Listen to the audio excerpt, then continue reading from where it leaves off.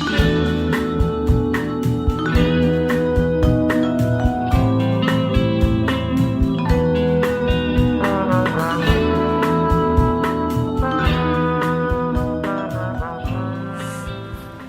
gua Angga Raya. Gua keyboardis salah satu band indie, Sissy Tipsy.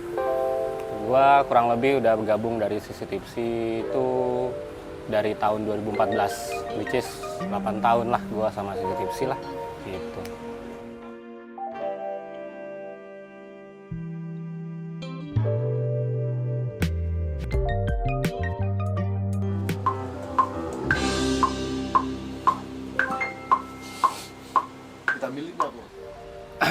Jadi sebenarnya terbentuknya Sissy Tipsy itu lucu sih. Jadi ceritanya kebetulan gua dengan personil yang lain itu satu kampus. Kita tuh berasal dari suatu kampus yang berada di Jakarta Pusat, kampus seni ya. Dan lucunya kita itu nongkrong dulu baru tahu kita ini sebenarnya bisa bikin band. Karena masing-masing player itu berbeda-beda major. Kayak ada yang Rian di gitar, Amor trombon, Adit drum dan segala macamnya. Motor lewat barusan. Jadi kita nongkrong dulu, ya biasalah anak-anak muda, anak-anak kampus gitu. Baru ketika itu kalau nggak salah ada acara seni di kampus yang mengharuskan kita itu anak musik khususnya bikin band. Jadi tercetuslah dari Rian untuk yuk kita ngeband yuk gitu. Di situ tuh lucunya kita bukan pakai nama Sissy Tipsy pada saat awal-awal. Norak banget namanya dulu, Flyover. Nggak tahu tuh siapa yang bikin nama Flyover, gue juga nggak tahu, entar Rian, entah Ojan. Kira setelah dari situlah baru kita mencoba untuk kayaknya enak nih, serius nih yuk kita bikin band. Awal-awal kita dulu bawain cover karena kita belum ada karya, cover Beatles lah, cuman memang dibikin versi kita gitu, di aransemen ulang gitu. Sampai akhirnya di momen yang akhirnya kami berenam memutuskan untuk yaudah yuk serius ngeband yuk gitu kan. Nah ada lucu lagi nih, jadi pada saat ngeband, awal pembentukan band itu gua yang terakhir diajak dan gua yang paling susah diajak karena memang posisinya pada saat itu gua udah lumayan aktif duluan di dunia pengamenan lah, contoh misalnya kayak wedding, regular, dan bahkan TV gitu. Jadi gue kayak mikir, aduh ngapain gue ngeband gitu, gue udah ada yang pasti udah ada duitnya. Zaman dulu kan realistis lah, gue anak rantau, ya udah gue pengen nyari duit di Jakarta gitu. Sampai akhirnya singkat cerita akhirnya kita ngobrol lagi bareng-bareng, ayo Langga gini. Akhirnya gue memutuskan untuk gabung, kita rekaman beberapa lagu. Waktu itu awal-awal ya itu lagu yang sampai sekarang masih jadi anthem anak-anak muda sampai sekarang untuk nongkrong-nongkrong ya, Alkohol, Aroma Dia sama Berabu Lindu. Nah waktu itu kita iseng untuk rekaman dengan budget seadanya, dengan studio seadanya. Kita iseng masukin waktu itu ke SoundCloud. Udah kita masukin ke SoundCloud, tapi nggak nyangka ternyata dalam berapa minggu itu 10 ribuan listener yang waktu itu denger. Wah akhirnya dari situ kita makin semangat, kita seriusin lah kira-kira, kita mencoba untuk yuk kita cari event yuk, kita cari pensi yuk, cari apa. Emang waktu itu di awal-awal masih Eka, basis gua yang suka submit lah waktu itu. Kita masih submit tuh waktu itu tuh. Jadi band-band regis bahkan pernah gitu. Nah setelah dari situ syukurnya berkembang lah akhirnya karir Sissy Tipsy ini. Akhirnya kami memutuskan untuk bikin album 73%. Nah disitulah istilahnya perjalanan saya, gua dan teman-teman Sissy Tipsy terbentuk lah dari situ. Dari nongkrong sebenarnya, gara-gara nongkrong di IKJ. Dan fun fact-nya adalah lagu Alkohol yang kalian denger itu sebenarnya itu keisengan Ojan, vokalis gua. Ceplosan mulu, gua terlalu sopan anaknya emang. Jadi dia itu kita lagi ngumpul, nongkrong di kampus. Ojan ini tuh tiba-tiba kebelat kencing. Dengan kondisi memang kita habis minum-minum. Dia permisi kencing, nggak lama 5 menit dia balik, terus dia ngomong ke kita semua, gue ada lagu nih, tiba-tiba perjalanan gue kencing tadi gue nyiptain lagu apa, judulnya Alkohol. Ah serius? Akhirnya dimainin lah chordnya sama Ojan, sama Rian, tetep jadi Alkohol. Sampai sekarang, dan lagu itu lumayan membantu sisi tipsi di karir kami lah.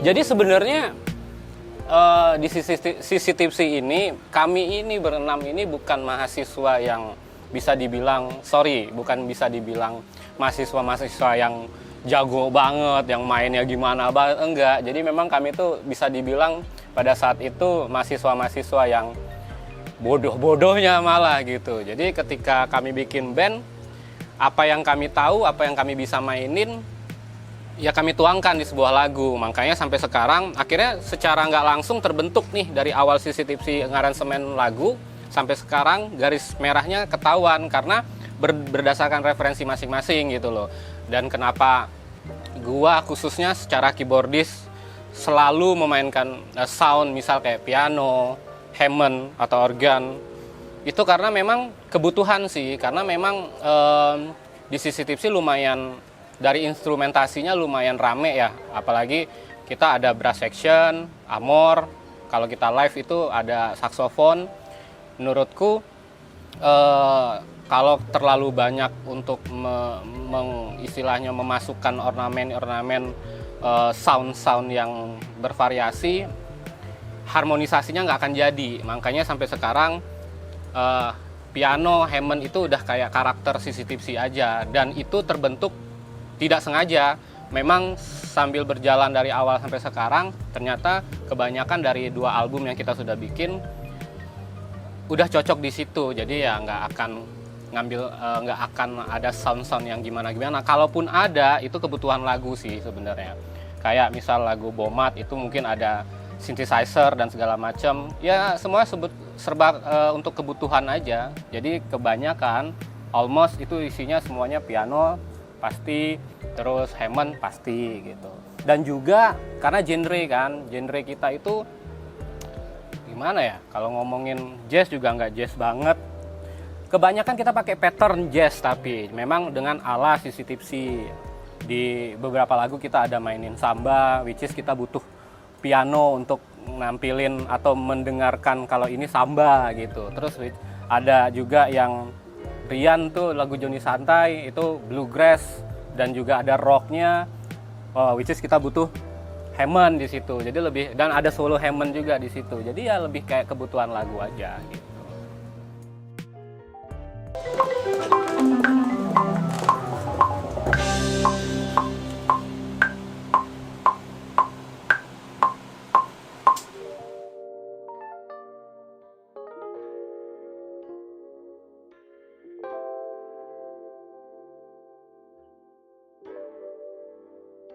Jadi sebenarnya gini Mas, makanya balik lagi sebenarnya sesuai kebutuhan. Dan gua ini kebetulan memang basically dulu waktu ketika serius-seriusnya bermusik, mungkin umur kelas 3 SD itu umur berapa sih? 8-9 tahun. Gua itu pertama kali nyentuh keyboard itu memang Elektron. Which is gua di Elektron itu mengeksplorasi sound lah istilah pada saat itu, karena kan bisa dibilang kalau zaman sekarang tuh kayak organ tunggal lah. Di Elektron itu gue bisa main suling, gue bisa main gitar, gue bisa main sound brass dan macam-macam. Nah ketika saat gue ngeband tuh kayak gue terkadang pengen untuk lebih terdengar biar unik aja atau lebih kaya aja lah secara instrumentasi gitu. Makanya ada beberapa lagu yang kayaknya cocok nih dibawain untuk pakai sound yang lain. Contoh misal kayak di Alkohol gue pakai vibraphone. Ada di album pertama lagu Tiba gue pakai sitar. Dan sekarang gue lagi ngerjain album tribute to Ismail Marzuki. Itu ada beberapa sound kayak kalimba. Terus ada juga akordion gitu-gitu. Jadi lebih kayak mengeksplor aja sih. Dan lagi-lagi dasarnya adalah kebutuhan musiknya nyambung atau enggak gitu aja.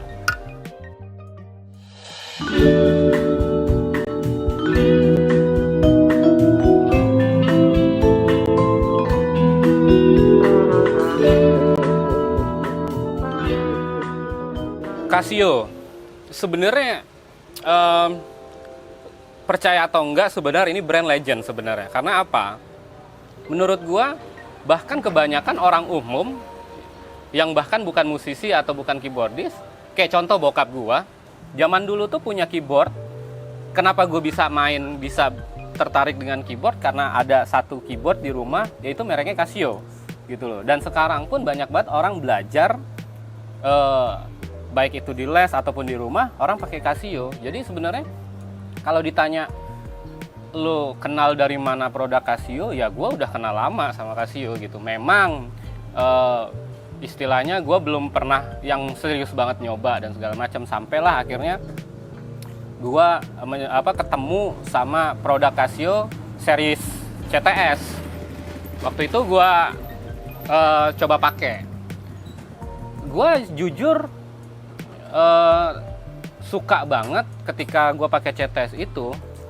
Kebutuhan band gue itu kan yang tadi gue bilang piano dan Hammond. Nah ketika gue coba Hammondnya di CTS ini, gue langsung kayak wah gila, oke banget. Maksud gue sekaget itu gue, karena ya jujur gue awal nggak expect gitu kan, kenapa sound Casio akan seperti itu. Ternyata di produk CTS gue ketemuin sound yang biasa gue pakai, yaitu Hammond organ. Dan ketika gue solo itu Hammondnya oke banget, tebel banget, dan itu yang bikin gue jatuh hati lah sama produk Casio yang khususnya untuk keyboard.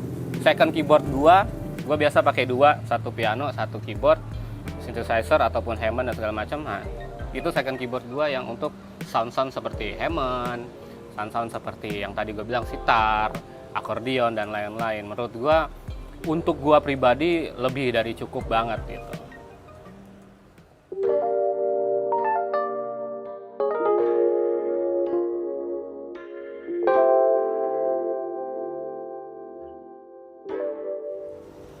Jadi awalnya gini nih, gue punya teman yang waktu itu dia punya produk Casio itu yang CTS tadi. Dia sempat nyuruh gue cobain lah. Sampai akhirnya gue sempat ngulik-ngulik sedikit karena dia memang pengguna Casio. Aku tanya ke dia, kalau piano oke nggak kalau Casio? Ada beberapa produk yang memang Casio ini memang lagi gila-gilaan, istilahnya lagi menunjukkan untuk kualitas sound pianonya. Sampailah akhirnya, dari situ tuh gue mulai ngulik tuh, kayaknya coba gue kulik-kulik deh Casio ini produknya apa aja gitu kan. Sampai akhirnya gue YouTubean, sampai akhirnya gue ketemu, gue lupa seriesnya apa.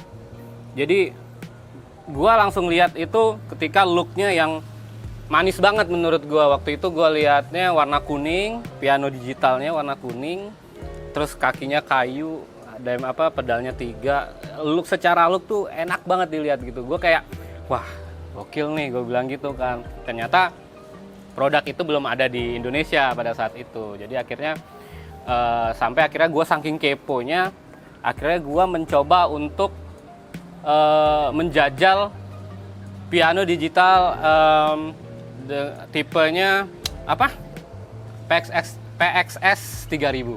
Jadi gue menjajal piano yang tipenya PXS 3000. Ketika gue jajal, wah anjing, ngomong jorok lagi. Wah gila nih, pianonya seril itu. Bukan hanya sekedar soundnya gitu loh. Maksudnya dari touch-nya gue langsung suka. Pada saat gue baru ketemu si touch piano digital yang menurut gue pas dengan karakter gue gitu. Ketika gue jajal dari do rendah sampai do tinggi, soundnya enak, dan akhirnya gue memutuskan untuk mencoba lagi yang PXS 1100. Nah itulah akhirnya gue jujur gue jatuh cinta sih sama soundnya sih. Menurut gue sebelumnya gue pakai keyboard lain, menurut gue nggak dapat seril itu ya suara pianonya ya gitu. Makanya kayaknya gue mencoba untuk udah nih kayaknya gear gue saat ini harus ini gitu. Gimana caranya Casio gue harus pakai panggung gitu.